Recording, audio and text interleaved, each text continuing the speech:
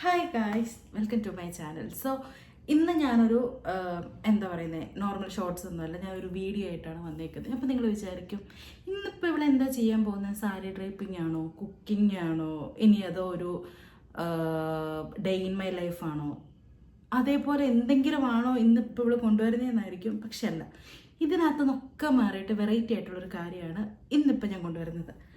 അതാണ് ഇവൻ. കാണാവോ? ഓക്കെ.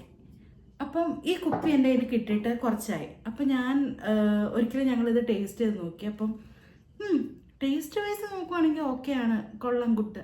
അപ്പം ഞാൻ വിചാരിച്ചു ഇത് ക്രാക്കൺ, സോറി, ബ്രാൻഡിൻ്റെ പേര് ക്രാക്കൺ എന്നാണ്. അപ്പം ഞാൻ വിചാരിച്ചു ഇങ്ങനെയൊരു മദ്യം ഉണ്ടോ? എൻ്റെ അറിവിൽ ഇത് പുതിയതായിരുന്നു.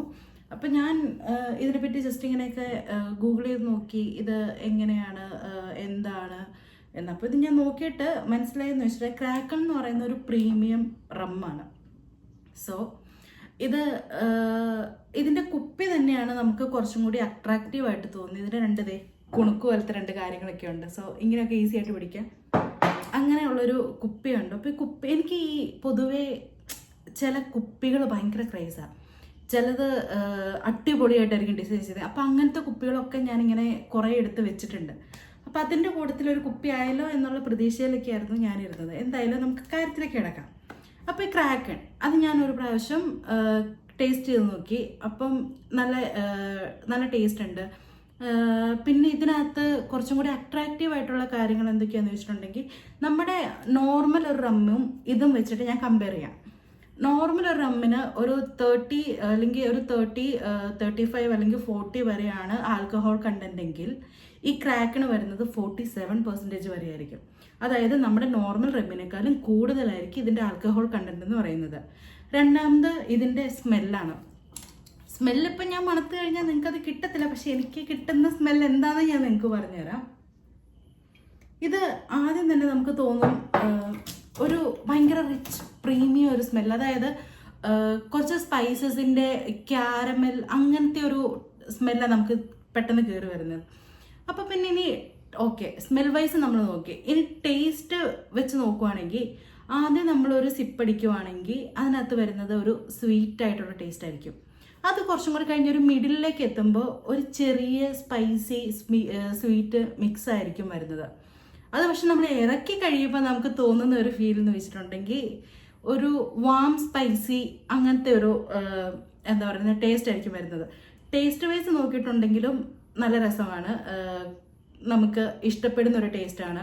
പിന്നെ ഈ മദ്യത്തിൻ്റെ കളർ എന്ന് പറഞ്ഞിട്ടുണ്ടെങ്കിൽ ഭയങ്കര ബ്ലാക്ക് കളറിലാണ് ഇതിരിക്കുന്നത്. അപ്പോൾ കുറച്ചും കൂടി അട്രാക്റ്റീവാണ്.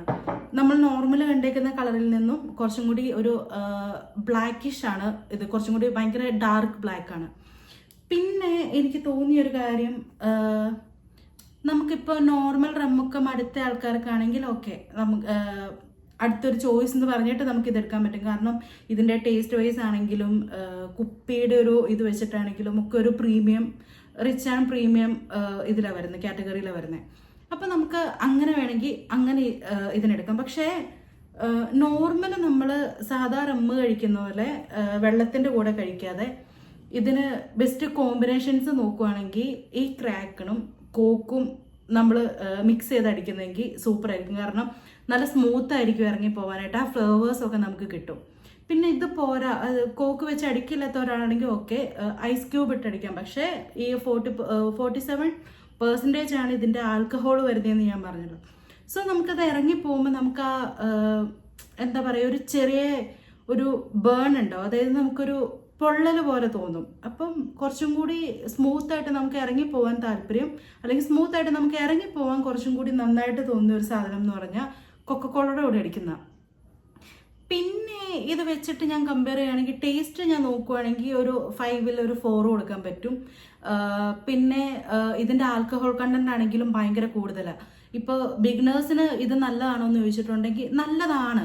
പക്ഷേ എന്താ പ്രശ്നം എന്ന് ചോദിച്ചിട്ടുണ്ടെങ്കിൽ, അവർ ഈ കഴിക്കേണ്ട രീതിയിൽ കഴിക്കുവാണെങ്കിൽ ഭയങ്കര രസമാണ് ഇത് കഴിക്കാനായിട്ട്. അതായത് പിന്നെ പെട്ടെന്ന് നമുക്ക് കിക്കാവും. കാരണം എന്താണെന്ന് വെച്ചാൽ 47% ആൽക്കഹോൾ ഉള്ളതുകൊണ്ട് നമുക്കിത് പെട്ടെന്ന് നോർമൽ ബ്രാൻഡുകളെ അല്ലെങ്കിൽ നോർമൽ റമ്മുകളെ അപേക്ഷിച്ച് ഇത് പെട്ടെന്ന് നമുക്ക് കിക്കാവുന്ന ഒരു സാധനമാണ്. അപ്പോൾ ഇത് എന്താ പറയുന്നത്, ഒരു പെഗ്ഗൊക്കെ അടിച്ചു കഴിഞ്ഞിട്ടുണ്ടെങ്കിൽ ഓക്കെ, അതായിരിക്കും കുറച്ചും കൂടി നല്ലത്. പിന്നെ ഇതിനൊരു ക്രാക്കൺ എന്ന പേര് വരുന്നത് എങ്ങനെയാണെന്ന് വെച്ചിട്ടുണ്ടെങ്കിൽ, ഇതിൻ്റെ പുറകിലൊരു മിത്തുണ്ട്. അതായത് നമ്മുടെ കടലിൽ ക്രാക്കൺ എന്ന് പറയുന്നൊരു മോൺസ്റ്റർ ഉണ്ടായിരുന്നു എന്നാണ് പറയുന്നത്. അപ്പോൾ ആ മോൺസ്റ്ററിൻ്റെ പേരിലാണ് ഇവർ ഈ ബ്രാൻഡ് ഇൻട്രൊഡ്യൂസ് ചെയ്യുന്നത്. അത് 2010 ക്രാക്കൺ എന്ന് പറയുന്ന ബ്രാൻഡിനെ ഇവർ ഇൻട്രൊഡ്യൂസ് ചെയ്യുന്നത്. പിന്നെ ഇതിൻ്റെ നമ്മുടെ ഒരു ഇന്ത്യയിൽ ഇത് ഒരു എമൗണ്ട് എന്ന് പറഞ്ഞിട്ടുണ്ടെങ്കിൽ ഒരു 3500-നും ഒരു 6000 സംതിങ് അതിനിടയ്ക്കായിരിക്കും ക്രാക്കറിൻ്റെ റേഞ്ച്. അതായത് 750 അങ്ങനെ എങ്ങാണ്ട് റേഞ്ച് വരുന്നത്. അപ്പോൾ ഇത്രയൊക്കെ ഉള്ളൂ ഈ കുപ്പിനെ പറ്റി. ഇതേപോലത്തെ നല്ല നല്ല വീഡിയോസ് അല്ലെങ്കിൽ ഇതേപോലത്തെ ചെറിയ ചെറിയ എന്തെങ്കിലും കാര്യങ്ങളൊക്കെ നിങ്ങൾക്ക് വേണമെങ്കിൽ ഈ ചാനൽ ജസ്റ്റ് ഒന്ന് സബ്സ്ക്രൈബ് ചെയ്യുക, ഷെയർ ചെയ്യുക, ലൈക്ക് ചെയ്യുക. ഇതേപോലത്തെ നമുക്ക് കിടിലൻ എന്താ പറയുക, ഇതേപോലത്തെ കിടിലൻ ടോപ്പിക്കുകളുമായിട്ട് നമുക്ക് പിന്നെയും കാണാം. Okay, by.